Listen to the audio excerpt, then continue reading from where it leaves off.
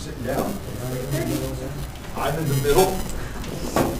Switch you over here. Maybe more quiet. You're the middle guy. You asked for that. ¿Quién está aquí de todo mundo? I remember getting the coffee. Tú eres. ¿Cómo estás? Muy bien. Gracias por venir. Everybody ready? As soon as I turn off my phone, so it doesn't ring. Yeah, great idea. So welcome, thank you everybody. I'm Rigo Leal, I'm the city's public information officer, and obviously we're here to discuss the settlement agreement between the city and the ACLU.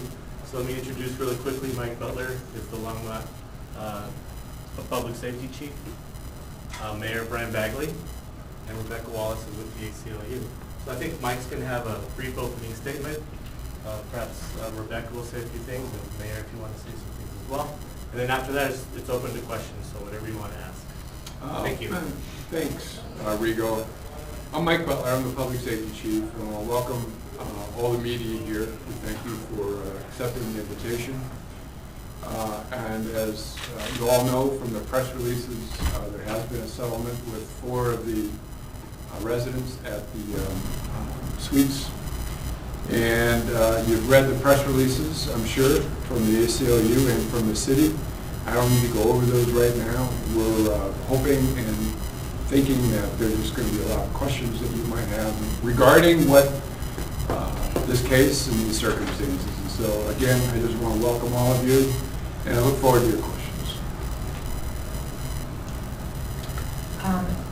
I also appreciate you all being here. I just wanted to point out that something really unique about this settlement is that pretty much from the start, we have been able to actually work in partnership with the city, particularly Chief Butler, to try to find a just resolution in this case, and also to prevent future misconduct of this sort. And we appreciate that partnership. It's been a rare experience.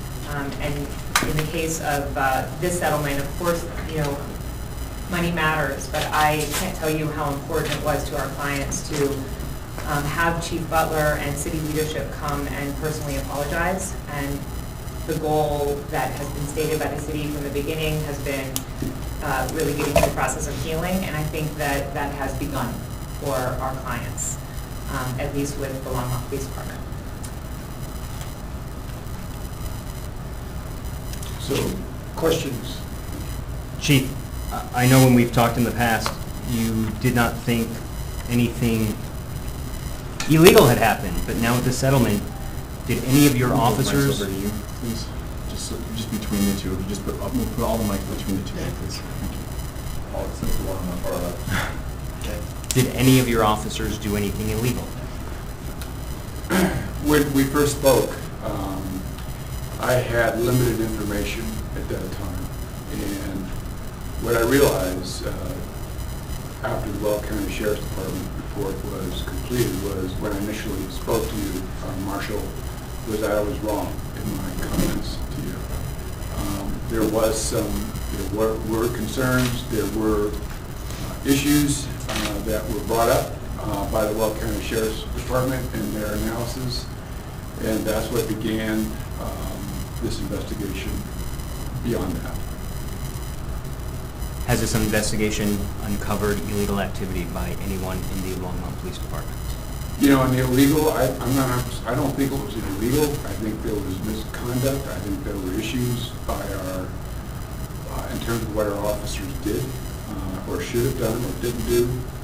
And at this point, there's also an internal review that is ongoing, probably won't be completed for another couple of weeks. And so I have to really reserve all of my conclusions for that particular report. But we did make a statement that we put out to the media and the community that those searches were not in accordance with Fourth Amendment. Mm-hmm. Have you disciplined anybody at Longmont Police? We haven't gotten to that point in the process. The City of Longmont Public Safety Department has a citizen review panel made up of 5 independent citizens selected by the city manager, and they just got done reviewing the case and making recommendations. And so they make those recommendations to me. I will review the case from this point forward, And then I would say over the next 2 weeks to a month, there will be a decision rendered. How did you guys come up with this agreement and the amount of money? Why this amount specifically?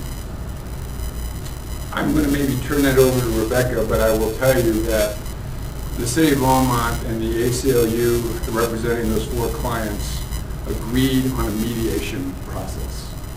And so we came together one day and basically through a mediator, through a professional mediator, were able to find common ground in terms of what we thought the settlement would look like, what was fair, and what we could do from this point forward to ensure this doesn't happen again.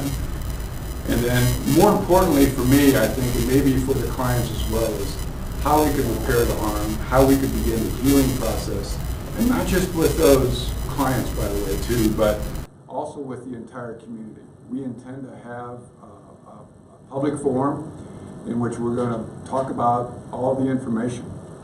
And we want the community to come to that. We want the clients from the ACLU to be represented. We want the ACLU to be there. In the interest of transparency, we're going to go down that route. The other part of this process that we think is very important is what we call a restorative process.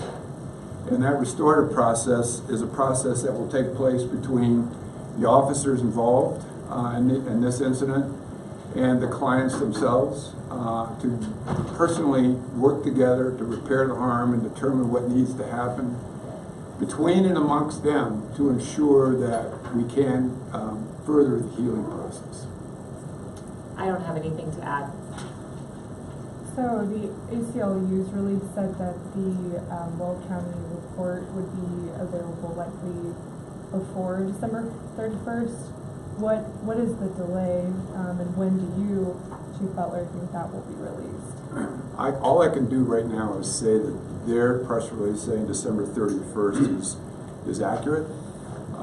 And what's delaying this is the completion of the internal review that we have ongoing right now. And it's not delaying it as much as that's the sequence that we're working with. How are those two, connected? I mean, I know that there's a review of that, but... You know, part of all of this is that the employees, the officers themselves have rights, and we want to honor and respect those rights. And so there's a major balancing act going on here between the rights of a lot of people, including the clients at the suites, the City of Longmont, the community, and the officers. And so the appropriate sequence is to allow these officers and their rights to play out in a due process investigation. And once that investigation is done, then we'll release the report. Chief, you told me you found out after the initial reporting that this had even taken place. What have you discovered of who knew within the police department the entire time? You know, I'm not going to reveal that information right now. It will come out soon. But what I will say generally is that very, very, very few people knew about it other than the officers themselves. Any supervisors, or are there higher-ups that knew about this that are still doing their job today that we may find out are under scrutiny? Okay, I'm going to answer that question more specifically and say no, there weren't any. Have you had to review you talked to me about the Angel Initiative, that the whole idea was to identify people who might need to take part in Angel Initiative. Have you reviewed previous searches under the Angel Initiative campaign to see if Marshall, anything like this? I don't know if you know what the Angel Initiative is, but we started January 1st to open our doors here in Safety and Justice and Public Safety to anybody who had an addiction. If you walk through our doors, you could, and said, I have an addiction, we would find you treatment, and dozens of people have. In this particular instance, you're kind of venturing into the philosophy and policies of the Longmont Public Safety Department in terms of what we do and how we do it with health and social issues. We've criminalized a lot of health and social issues over the years, but we've taken the tact here that we have to figure out how to develop new mechanisms, structures, to really work with those particular social and health issues. We're we're refraining and leaning away from arresting people who have addictions. We're refraining and leaning away from people who struggle with their mental health and perhaps commit a crime. And we're also working with our homeless population along those lines as well. So when the officers went in to this, into the suites, they went in with that kind of philosophy and that kind of thinking in terms of how they were going to work with the LHA. But what we can't sit here and say, again, is that they didn't violate anybody's rights. We're admitting to that, and that's clear for us. But on the other hand, their intentions were to try to figure out if they could help people who might be struggling with an addiction and or who might be struggling with a mental or emotional health issue. One of the things that's been a particular concern to our clients is the Longmont Police Department's statement that they were there doing searches in a caretaking function. Our clients do not see themselves as needing caretaking, and it certainly doesn't, the fact that they live in public housing in no way diminishes their privacy rights.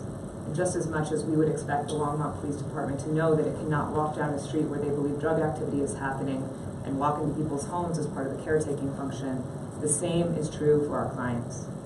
So a reliance on that justification is hurtful to our clients, and we hope that it will not be utilized in the future. And we agree with that. We wholeheartedly agree with the ACLU with that. I've been quiet, but I'd just like to just say one thing. And that is Chief Butler, I can vouch for. Longmont is very special in its police force, its police leadership, its city staff. I've been on city council for 6 years. I've been mayor for 1 day. One thing that most people don't know about the investigation is it's very rare for non-attorneys to reach out to the other side. The city of Longmont didn't lie and hide behind its attorneys. Chief Butler was in constant communication. So the city of Longmont has tried and has hidden nothing. From day one, it's been about, we are sorry, we did wrong, and what do we need to do to make sure this doesn't happen again? So we're sorry, and it's not going to happen again. And I will also, thank you, Mayor, but I will also say that the night of the settlement, when the settlement was completed, there were a few of us, including myself, the city manager, Harold Dominguez, and Deputy Public Safety Chief Jeff Satter, who asked for permission to speak to all of the clients because we wanted to make a personal apology to them about what happened. And because we know that saying you're sorry is an important part of the healing process. So we did that the night of the settlement. Yes? This question is for Rebecca. Are your clients and from your organization, are you guys happy with this settlement? Our clients and the organization are satisfied with the settlement and feel that it is reflective of goodwill on the part of the city and a genuine desire to prevent this kind of conduct in the future and to make our clients whole. The apology did not feel like a forced event. It felt like a true statement of regret, and it really was meaningful to our clients. There wasn't a dry eye in the room. And the next step to really continue that healing is to connect the clients with the officers who violated their rights. And that was Chief Butler's suggestion, that the restorative process occur, and that, you know, having that apology from the people who are the officer who was in their apartment complex, in their building, not speaking a word to them and looking through their personal space. That's going to be an important part of the process. Can you be more specific on how that will play out? I might turn that over to Chief Butler. The restorative process is a process in which you place people who have committed a harm and people who have been harmed in the same room with their support groups and representatives of the community, as well as a couple of trained facilitators. And the conversation is facilitated in a way in which those people who have been harmed get to talk about what it feels like, what it's like, and how that looked to them. And then the people who have committed the harm get the opportunity to talk, to say their story. And then ultimately where we want to end up with is certainly an apology and working through how we can reconnect. There are principles related to restorative processes called, the principles are one of relationship, one of respect, one of reintegration, one of responsibility, and those principles all play out in these conversations during that facilitated session between, it'll be the folks from the suites and our police officers. Has there been a management change at the apartment complex? I don't think we're here to speak to anything going on with the LHA. I'm pretty sure that's a ground rule for us right now. It's the city of Longmont proper? Actually, the Longmont Housing Authority is an independent entity from the city, meaning city council appoints the board, but we do not control or we do not have day-to-day operation of that facility. And so I understand that there's another process going on with LHA, but as far as the city is concerned, we are doing everything in our power to make sure that, again, Ms. Wallace's clients, our constituents and our citizens understand that we know that the city was in the wrong and that we are taking corrective action, not only now to make sure that there's a healing process, but to make sure that this never, ever happens again. So you'll have to ask that question to LHA. I can say one thing about that, which is we agree, LHA and the city are separate entities for the purpose of these claims. We've settled with the city. We have not had communications with the Longmont Housing Authority.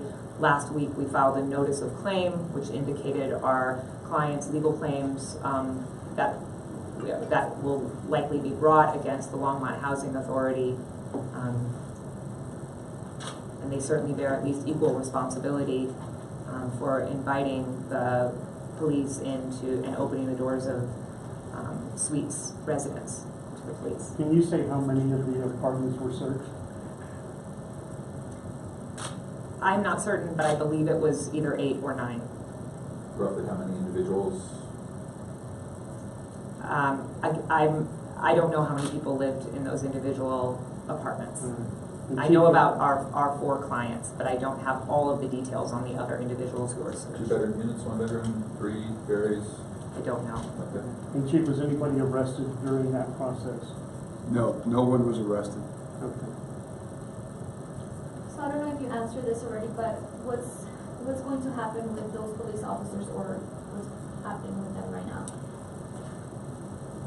What's happening right now is there is an internal, what we call professional standards investigation, in which those officers are, it's alleged that they have violated policy and procedure within the city of Longmont, and that investigation is ongoing right now. Is that being conducted by the Longmont Police? It was conducted by the Longmont Police, but as I said earlier, there was a Weld County Sheriff's Department report that was the basis for that, and there were also 5 community members that reviewed that for thoroughness, completeness, fairness, and to ensure that everything was investigated the way it needed to be investigated. So there was no sort of penalty for them, or? We haven't reached that point yet. Okay. We haven't reached that point. Mayor, emails suggested that employees and board members within Longmont Housing Authority either didn't know what the rights of tenants should be or use poor judgment. You guys as city council could change the board tomorrow if you want to. Are you going to do anything to the board members of the Longmont Housing Authority? Well, first of all, I'm mayor, but I don't control city council. And that is obviously a question that we're going to have to address. Longmont has a weak mayoral system, meaning that I have 1 of 7 votes. And so city council, of course, will be talking with city staff and getting together in executive session, and I'm sure trying to answer that exact question. But again, yeah, I mean, from day one, I was there when the first allegations were made. I had the opportunity to read that Weld County report, and at least speaking personally, 1 of 7 of city council, it was quite apparent that, yeah, we need to do something to make this right. And hopefully the process that we've gone through, as Johnny Cochran used to say, you know, part of saying you're sorry, you know, the color of justice is green. And so we're not only saying we're sorry, and we're not only participating in a restorative justice process, we're actually paying to make sure that people are made whole. And what's great about a settlement, not only do people avoid the stress, the cost of litigation, but you've got both parties coming together saying, hey, I agree it's a good deal. I agree it's a good deal. And it starts that healing process. When it was in front of council about starting an investigation that didn't pass city council, why would this be any different? Well, what do you mean? In terms of starting an investigation within Longmont Housing Authority into what happened, that council couldn't agree on that. Oh, no, council could agree on that. I mean, so the first thing, Chief Butler's already alluded to it. The first thing we did was, we're dealing with, first of all, you're dealing with the city, you're dealing with the police department, and the first thing that came to our minds was, let's make sure that everybody's protected, everybody. So we turned to an outside agency. I believe we talked to various agencies, but Weld County stepped up and said, we have the time, we have the resources, we'll do this for you. And so we really wanted to take this pressure off of our police force, turn it over to an outside objective third party and say, tell us what you think. And so council did take action. The city staff did take action. And that report was ultimately the first step in the process to where we are now. And it's not over. You're an ongoing internal investigation. You will likely hear that council continues to talk and discuss. There is, of course, ongoing legal matters with LHA and Ms. Wallace and the ACLU. This is far from over. I should have been more specific. It was a day you were absent, and there was a motion to have LHA conduct an outside investigation, and that failed. In that motion to request them to do a third-party investigation instead of having their own attorney do it. Right. So if council couldn't agree on that, that's where my question is. If council couldn't agree on that, can we trust the council is going to somehow agree that maybe there should be a change? Well, couple things. One, if I was absent, I can't comment on it. But two, city council, we can always revisit. We have different council members now. There was an election just last week. We were all sworn in last night. Like I said, this is an ongoing matter. The previous council took it seriously. The current council will take it seriously. And had I been there, I don't know what LHA needs to do. My personal opinion is we, as a city, are doing the investigation. Whether LHA participates or not, Weld County gave us some good data. Chief Butler and our police force responded accordingly. Ms. Wallace has been more than helpful in helping us understand the extent that our mistakes have impacted her clients and our citizens. And nobody else needs to tell us that we did wrong when we already know. And that report, when it comes out, quite frankly, I think you'll be shocked. I was. And so we need to do right by everybody. If we'll be shocked, why not release it now? What difference will this other internal investigation make? Because we already screwed up once. We already violated somebody's constitutional rights. So we don't want to do it again. By December 31st, it will be out. It will be out. And the only point of basically making it public now, it might be a little bit more salacious to have it right now. But there's an ongoing process with our police department that needs to unfold. And once that's done, it will be appropriate to release. Regarding release of the Weld County report, that's been important from the beginning, and it's been something I think the city understood needed to happen. There's a lot of competing interests in the release of public information, I understand, from the government's perspective. And I think we can sort of tolerate the concept that during an ongoing investigation that's going to be wrapped up in a short period of time, there can be a delay in release. From our perspective, the privacy interests of a police officer play no role in release of investigative reports. What police officers do when they are in the public, acting in their official capacity, attaches no amount of privacy. It should be completely transparent to the public, although we understand that there sometimes is a need to hold that back during the course of a brief ongoing investigation. So while the while the settlement agreement arranges for release of the Weld County investigative report, we will also be calling upon, outside of the settlement agreement, we will be calling upon the city to also release the internal affairs file. That's not something that's been negotiated in the settlement, but we'll certainly be doing that. Is there a line item in the budget or for something like this, or where is it coming from? Well, if we were at city council, I would turn to a gentleman by the name of Jim Golden. I would say, what's the answer, Jim? He's our CFO. I don't know the answer to that. But I do know that we have the money to fulfill the settlement. That I do know. Harold Dominguez is our city manager.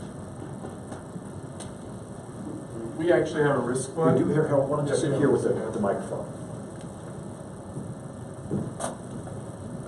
We have a risk fund that's established to handle these types of situations.